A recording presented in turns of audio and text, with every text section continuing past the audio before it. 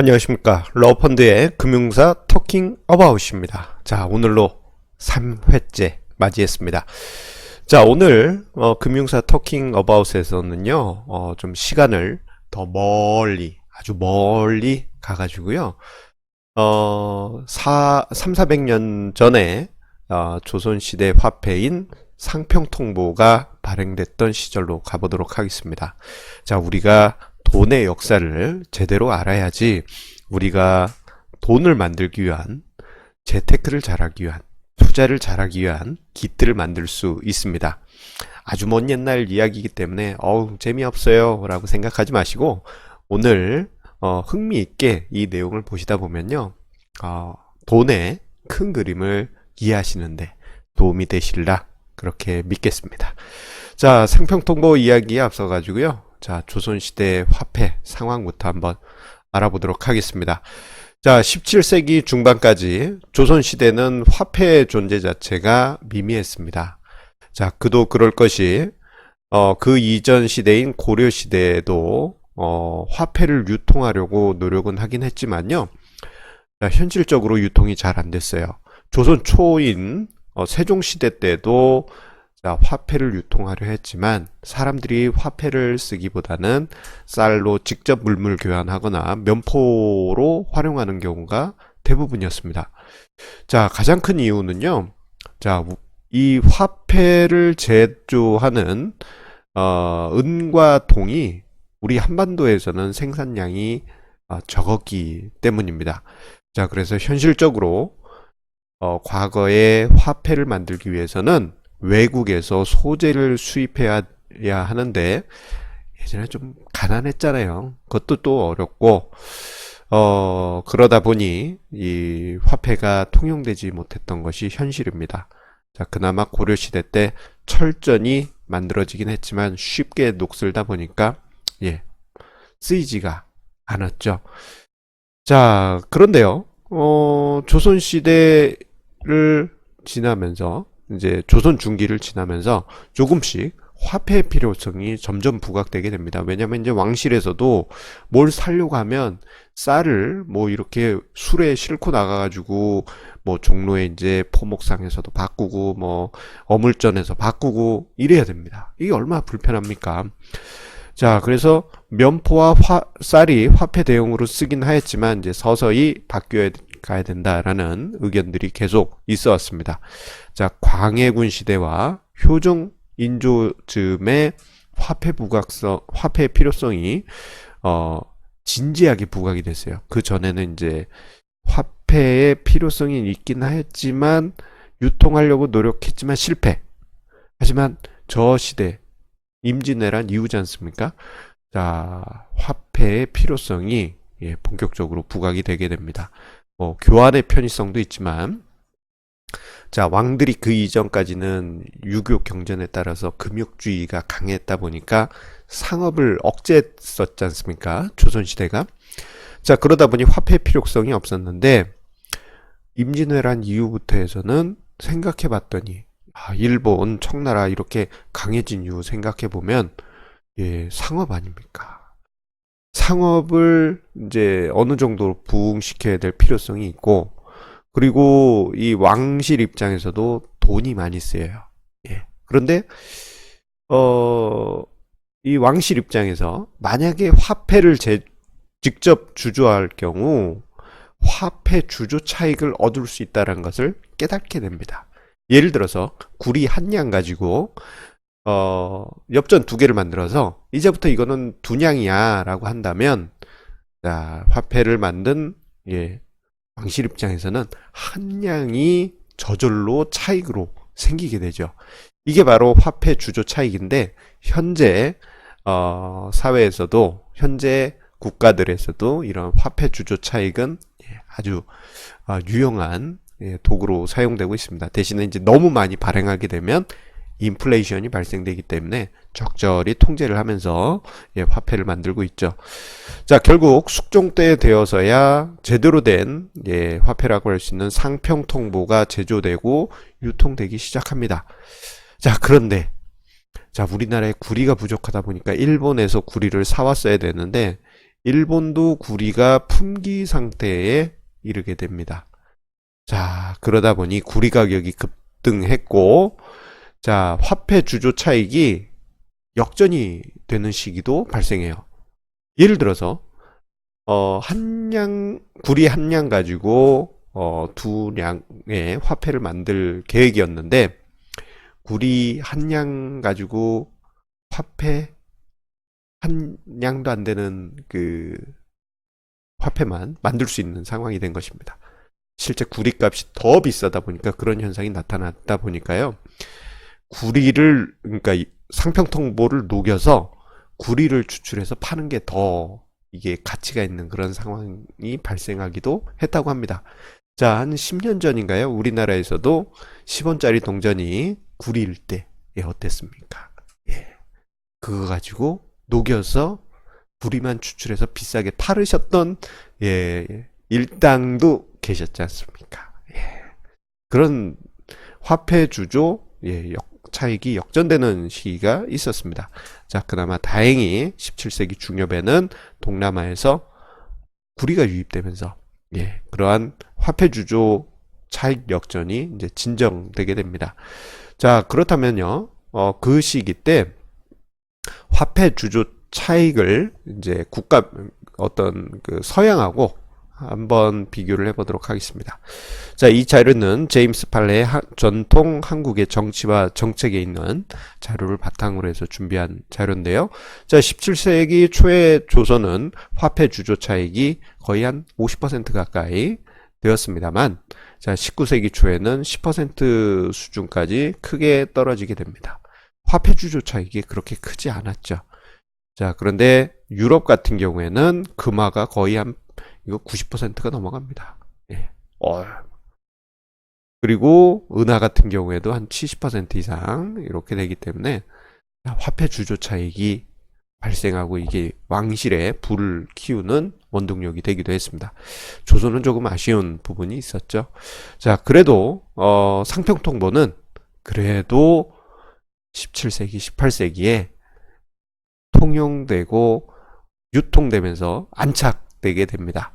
자, 그렇다면, 자, 우리가 뭐 화폐상 가면 쉽게 구할 수 있는 게 상평통보고, 그 상평통보 가끔씩 지방에 있는 어떤 초가집 허물면은 우르르 하고 쏟아진다고 해요. 예, 그만큼 많이 통용이 되었던 화폐입니다.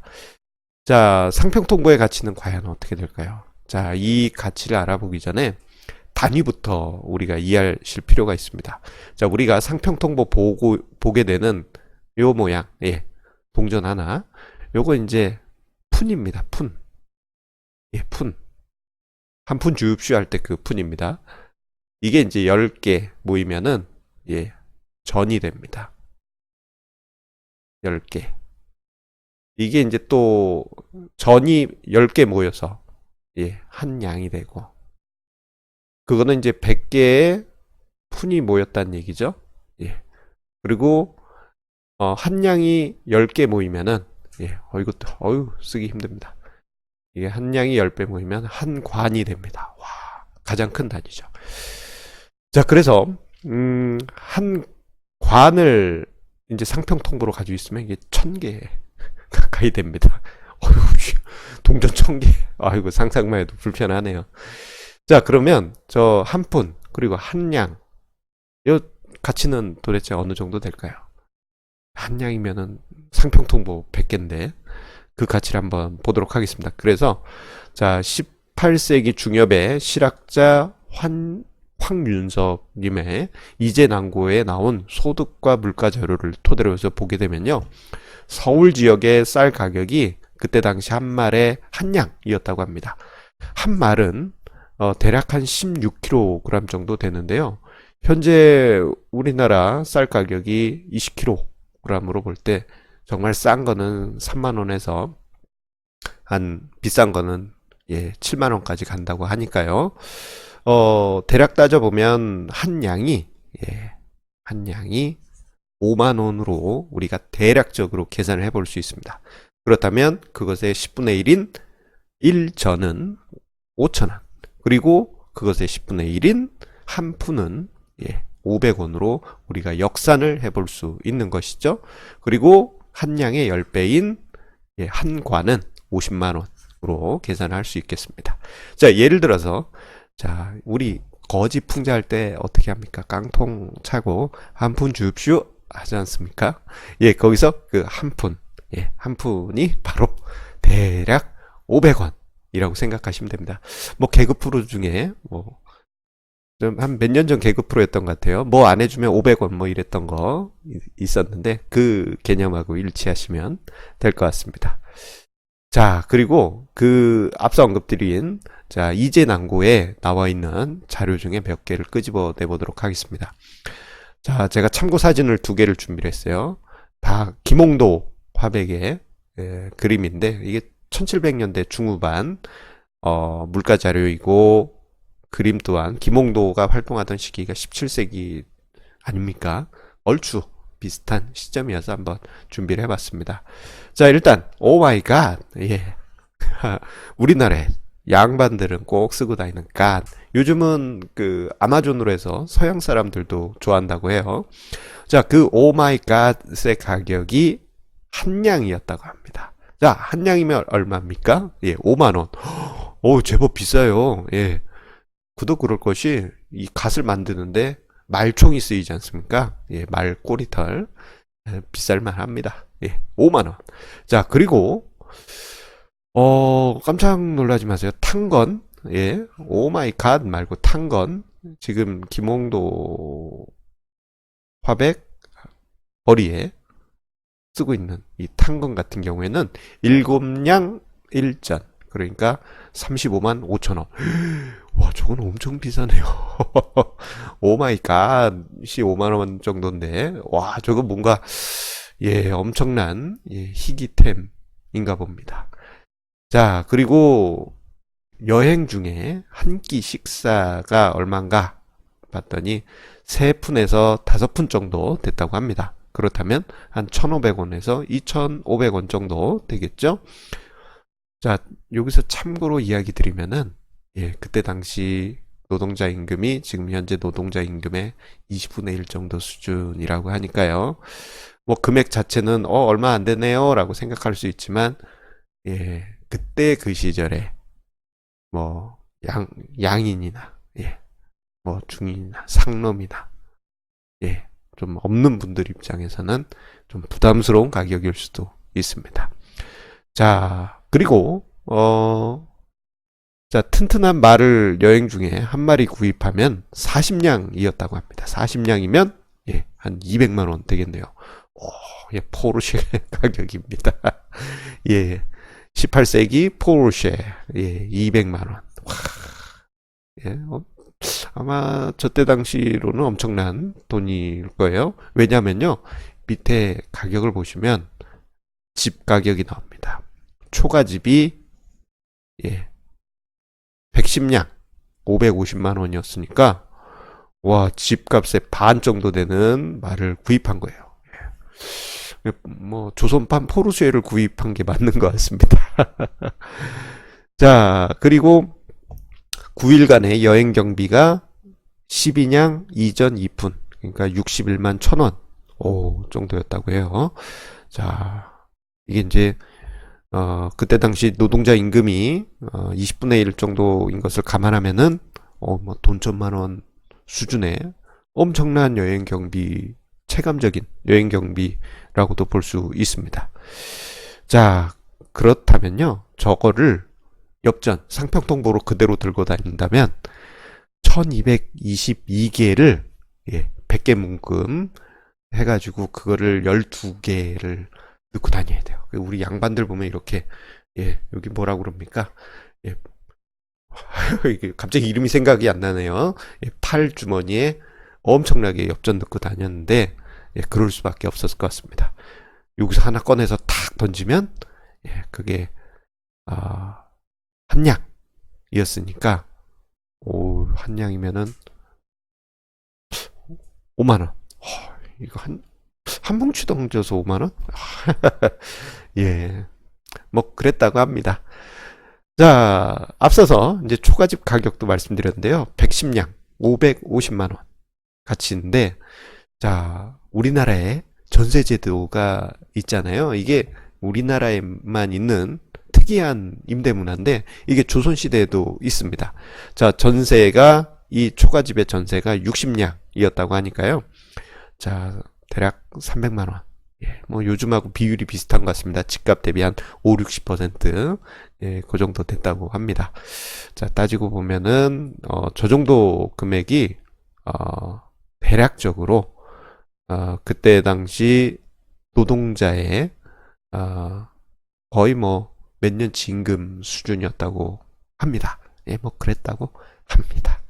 예, 상평통보를 통해서 우리가 18세기의 물가를 추정해 볼 수 있는 것이죠. 자, 그런데 여기서 그치면 우리가 재미가 없어요. 이 이후에 19세기 중반에 아주 당혹스러운 상황이 발생하게 됩니다.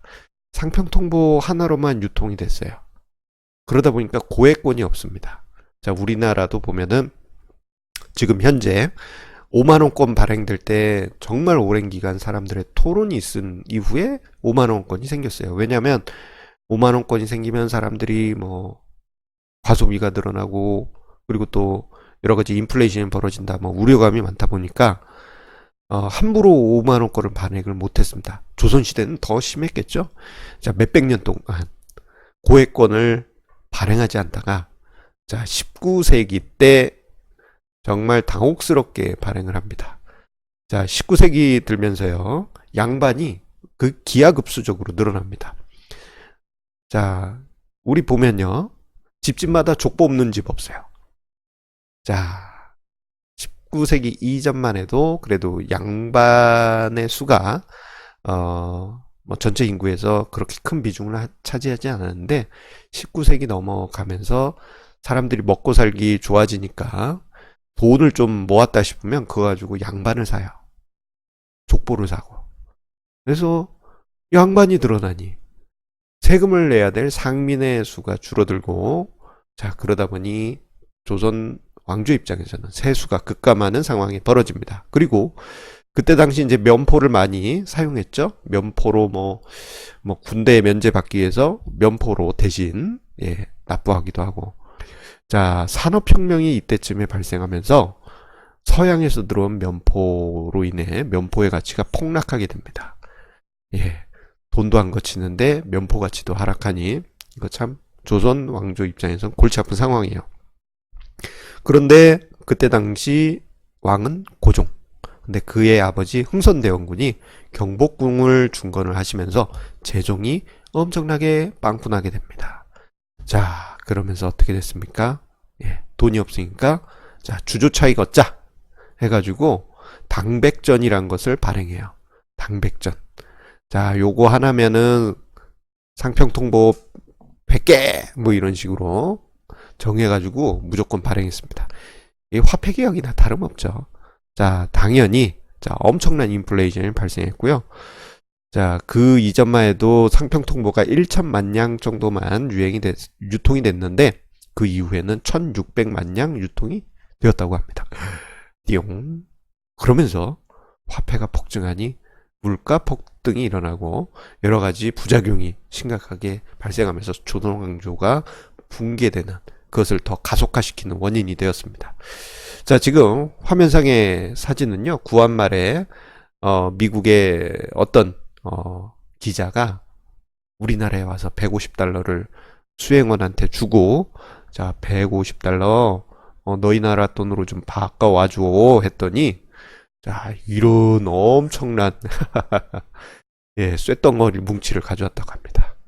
예, 얼마나 이게 당혹스러운 일입니까? 자, 달러는 가치가 높았는데, 예, 그때 당시 우리나라의 상평통보는 가치가, 예, 완전히 바닥으로 길 수밖에 없었습니다. 자, 이것을 보시면요, 자, 우리나라의 조선시대 때부터의 금융사를 이해하면서 향후 우리가 금융사를 이야기할 때 많은 것을 이해하는 데 도움이 되실 것입니다. 자, 오늘 러펀드의 금융사 Talking About 3회째 마치도록 하겠습니다. 항상 우리 애청자님의 구독, 좋아요 공유해 주시는 마음 감사드리고요. 자, 제가 이번 주에 좀 목감기가 갑자기 생겨서 걸걸한 목소리임에도 끝까지 보아주셔서 감사드립니다. 자, 다음 주에도 금융사 토킹 어바웃 흥미있는 주제로 우리 애청자님께 이야기 드리도록 할 테니까요. 다음 주에도 함께 해주시기 바라겠습니다.